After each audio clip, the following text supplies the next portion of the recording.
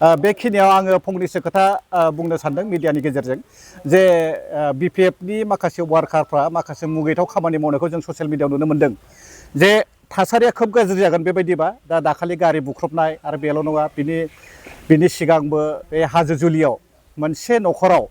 जे बेवहाय रिं मेरिजनि थाखाय बिसोरो न'खराव सावरायलायनाय पार्सनेल बिसिनि न'खराव सावरायलायनाय मोनसे हाबाफारि लादोंमोन बे न'खराव थांनानै माने नांगोलनि माखासे वार्कारफ्रा सिखा माने रड माखासे एकदम मा होनगोन बेखौ माने अमानबीय माने खामानिफोरखौ बिसोरो मावदों मोनसे न'खराव गाग्लोबहैदों बेयाव थांदोंमोन बिथां आलमा दैमारि बिथांनि बियादै जायो आलमा बसुमतारी दा बे न'खराव गाग्लोबना आलमाखौ होसोदों जाहैबाय आरो बिसोरो मोसौ दामब्राफोर बायदि दा बेफोरो मोनसे मुगैथाव खामानि सासे आइजोखौ मोसौ दामब्रा बायदि मानो होसोनांगौ रेप खालामगोन नामा बिसोरो बे इलेक्सननि नामाव चान्स लानानै बिदि खालामनाङा जे आलमायाबो जोंनिनो बर' फिसा दा बिथाङा गावनि देहाखौ खस्थ' खालामनानै थिखा सिखा मावनानै एसे गरनैसो रां आरजिनो हादों बेबायदिनो जोंनि बर' आइजोफ्रा बेबायदिनो गरसे गरनै रां खामायना सानैसो मानसिया थाखा फैसा बानायबाय बे खोब बाख्नायथाव मानो होनबा जोंनि ट्राइबेल आइजोफ्रा थाखा फैसाजों गावनि आथिङाव गसंनो लुबैयो माने नों मेघालय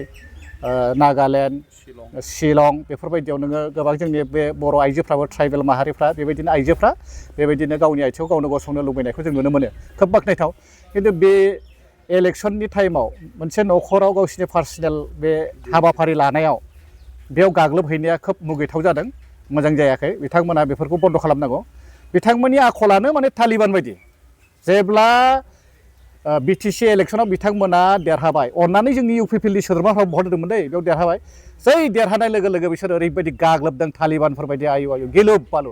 बिटिसि सेक्रेटारियाव गाग्लोबग्रोनाया बे बिपिएफनि लाइमोनफ्रानो गाग्लोबग्रोदों बेबायदि आरो बिसोरनि खान्द'आ मोजां नङा बेनिखायनो आं गुरैयै खावलायहरदों बेबायदि जाथायखौ खालामनाङा मोजाङै मोजां इलेक्सना फैगोन थांगोन मोजाङैनो जालांथों आरो थासारिखौ गाज्रि खालामनाङा मानो होनब्ला गासैबो जों बिदा फंबायनि गेजेराव बे इलेक्सना जानानै थांगोन बेनिखायनो आं गुरैयै खावलायहरदों नोंथांमोना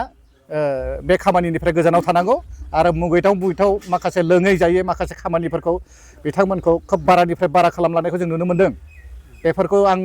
खावलायदों जोंनि दैदेनगिरिफोरखौ प्रहाहनखौ एसे टाइट खालामनांगौ मैयाबो गारि बुख्रुबदों बिथांमोना जेननायखौ नुहुरखाबाय जे